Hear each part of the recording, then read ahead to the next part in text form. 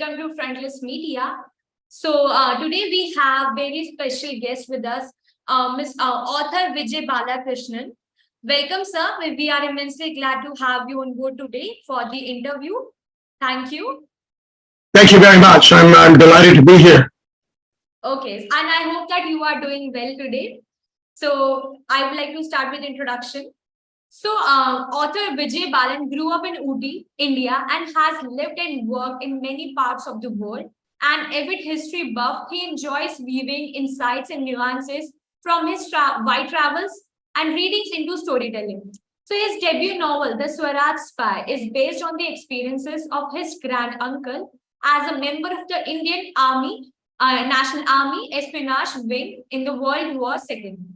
So you have just written your first book, The Swaraj Spy, and you have a knack of storytelling. So how come your book, The Swaraj Spy, that you have penned down, and it is a non-fiction or a fiction? So we would like to know, our audience would like to know about your book, The Swaraj Spy.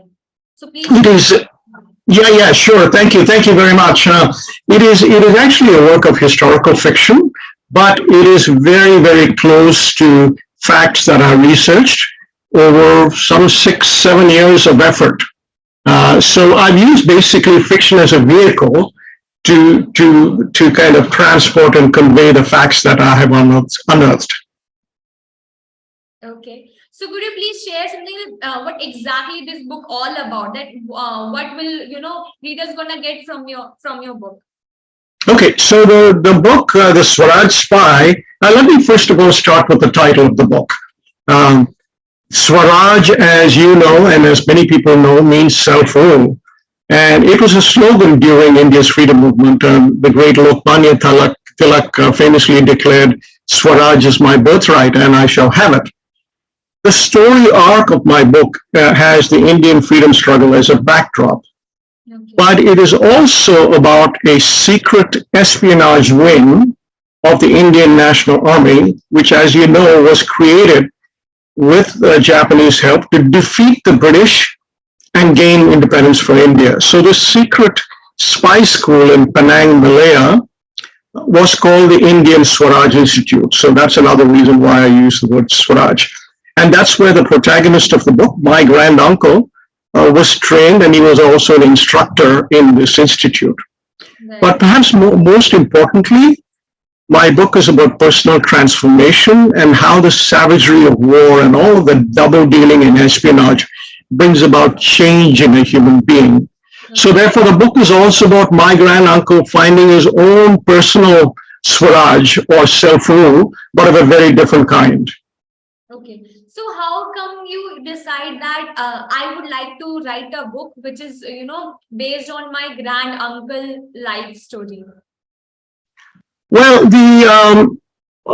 the seeds of the story were actually planted in my mind by my late father as I was growing up. And that story stayed with me through the years. He had told me bits and pieces of the story. And many years later, 13 years ago to be exact, I had an epiphany saying, wow, this is a story that must be told. And so I started digging, and that led to the book. Wow, that's amazing. So your book is inspired, like we discussed, that is a real life of your granduncle.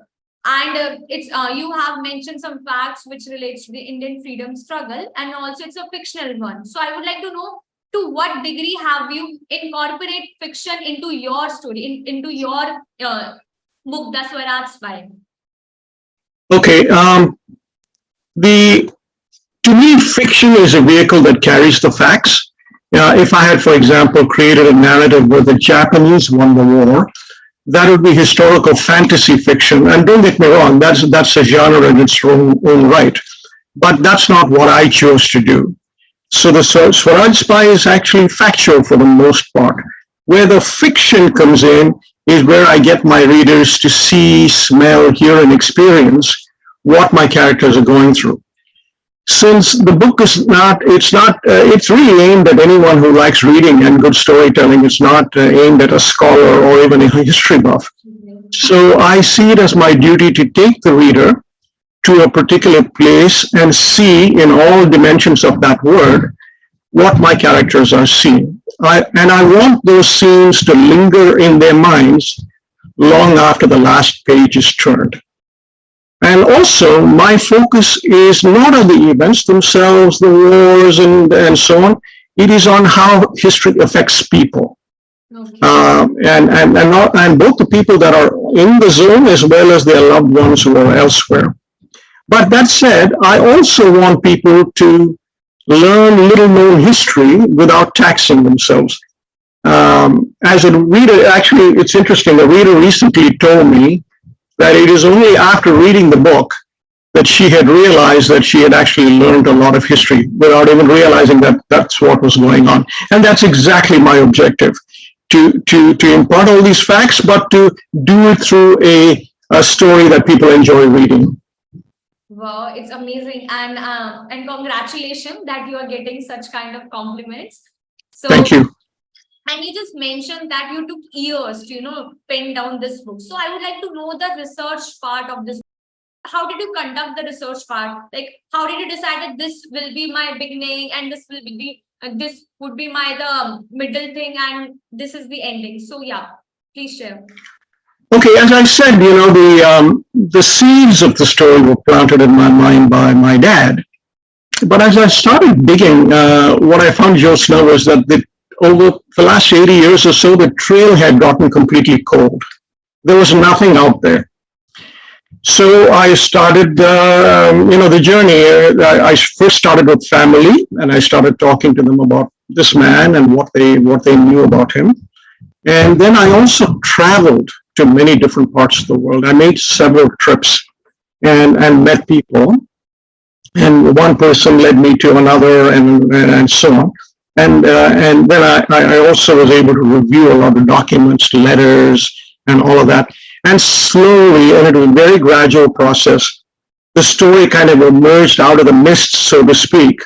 And it's interesting, the real story was actually a lot more interesting, and the twists and turns were a lot more intriguing than a few nuggets that my dad had shared with me. Okay. I also made a decision to stay as close to the facts as possible, as I said, and to weave in fiction as a transport for facts. I talked about my travel. Now, there were some parts of the world where it was dangerous to travel because parts of Burma, for example, Myanmar. And what I used for that was Google Earth.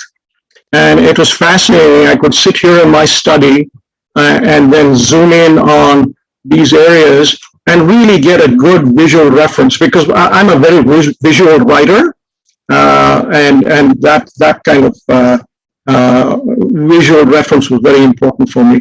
I'll tell you an interesting story. In addition to the people that were knowledgeable about this area and all that, one thing that came through to me was that the average Indian person is still interested and passionate about the freedom struggle that happened so long ago. So without giving away the story, my cousin and I, we went to a place in Chennai, in an area called Vepuri, to locate a particular house where my granduncle had smuggled some letters. He had smuggled some letters through this house. So we landed on the street one morning, and we knocked on the first door, and I can speak Tamil, so I spoke to the lady and said, this is why we're here. We're here to research my granduncle, who was a freedom fighter. She must have been in her 30s. I mean, I'm sure she must have been born after independence, and she still had turmeric on her face and so on, just getting ready for the morning. You won't believe it. She dropped everything and said, I have to help you. And she spent 3 hours with us, going from house to house to house, asking about this address. And the people in those houses, we were two perfect strangers. They welcomed us into their homes, gave us coffee, and spent, all time with us. And that was so generous. So, even after so many years, people still believe that freedom struggle was important. Right. Because, in some parts of India, people still can feel that horror that they have went through that time. So yeah, there are still people here in our society that there's something like that. So that you mentioned that this book is your debut novel, right? And you are a debut author. So I would like to discuss some of your challenges that you encountered while writing this book, or while researching this book. Well, I told you about the challenges in terms of unearthing the information. But there were a couple of other challenges as well. When I was writing this book, I was running a fintech consulting company at the same time. And business strategy and creative writing, they use completely different parts of the brain. Right. So I wrote this book in spurts between client engagements. And when you switch like that, there is a ramp time each time before you kind of get into that zone. Those of you who are listening who are writers will know exactly what I'm talking about. Right. And it's important to allow yourself that time to get into that sweet spot. And when you get there, the words will start flowing more freely and you start seeing things more clearly in your mind's eye. The heaviest lifting I had to do was after I finished my first manuscript. As I was knocking on doors to get published, I chose to revisit my work. That detachment gave me some clarity. I also got input from people whose opinions I respected, including, by the way, one person who told me to cut out 30% of the book. So, yeah, but I took some opinions and others I did not. And it is important to be very objective when you do that.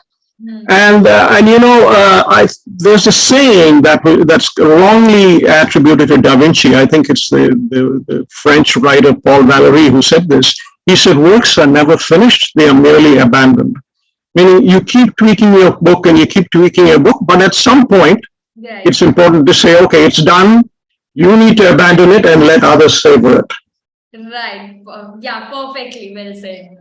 So my next question to you, that while participating in India's struggle for freedom, the story's protagonist is also on a mission to rescue his fellow agents in your book. So how did you connect these two parallel trails that the story follows? Okay, I often tell people that the Swaraj Spy is a story about three intersecting journeys. The first is my granduncle's physical journey in a large counterclockwise circle from Malabar to colonial Singapore, to Penang, where the spy school was, and through the pagodas and jungles of Burma, and then back to India, as you say, to rescue his fellow agents. The second is his personal journey of transformation from kind of a gung-ho paramilitary officer who would take that hill and three hills behind it to what I would call kind of a reflective soul. And equally important, it's also the story of how his wife, in her own unique way, deals with a husband who may be alive or dead in a war zone. The third journey is the backdrop of India's own tumultuous march to freedom, the freedom protests, the INA, the Quit India movement, and so on. So mine is a layered book, and the reader is free to relate to the book's attribute, whether it's intrigue and adventure in an evocative landscape, or questions of karma and the human condition, or the larger geopolitical shifts in any proportion they feel comfortable. And I've seen readers kind of connect with all three aspects or one of those aspects based on their own predisposition and preference. Okay. So that you have written a kind of historical fiction, right? Because it has history, it has fiction. So since you're a debut author and you know what is being like a debut author, but so what advice would you like to give to the aspiring historical writers out there? Okay, so the first piece of advice, if that's the right word, I would give is for the writer to be very clear about the kind of reader you have in mind for your work. A lot flows from that. For example, I chose to write for a reader who loves language, but is not necessarily a scholar or even a history buff. That makes the balance tricky, how to inform without being professorial. So that's where you have to use your narration as the vehicle that carries the researched facts. I believe that the school system, not just in India, but the world over, has done a disservice by making history dry and unappealing. In 1526, Babur and Lodi fought the first battle of Panipat, blah, blah, blah. But history, after all, is his story and her story as well. And it's important to remember that. And if you're writing about unknown history, put in the time and effort to do the digging. It might take time, but believe me, the rewards will be apparent because the story will reveal itself. And once it does that, then your task is to be the vessel that shapes the water that's already inside it.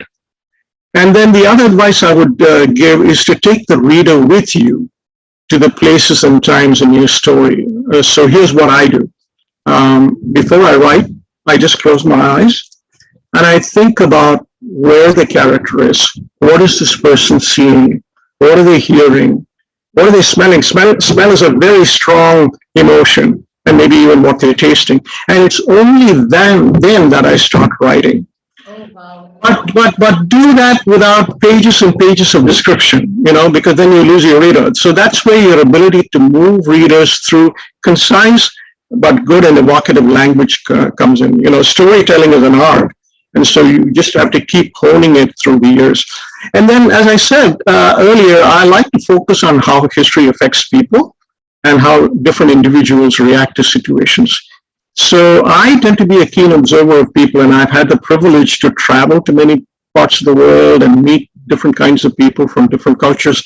And I actually have a kind of a video library in my head of people whom I've met and how they speak and smells and what have you.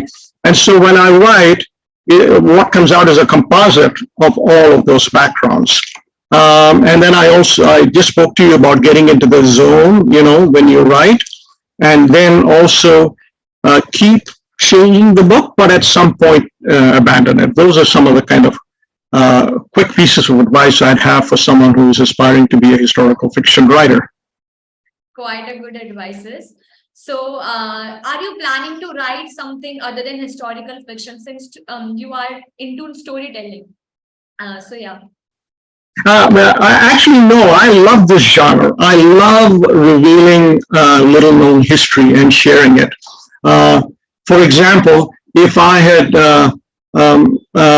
told you that, no, let me rephrase it. I mean, most people know about Gandhiji and the nonviolent struggle for freedom and so on. Very few people, or a lot of people know about Netaji Subhash Chandra Bose as well.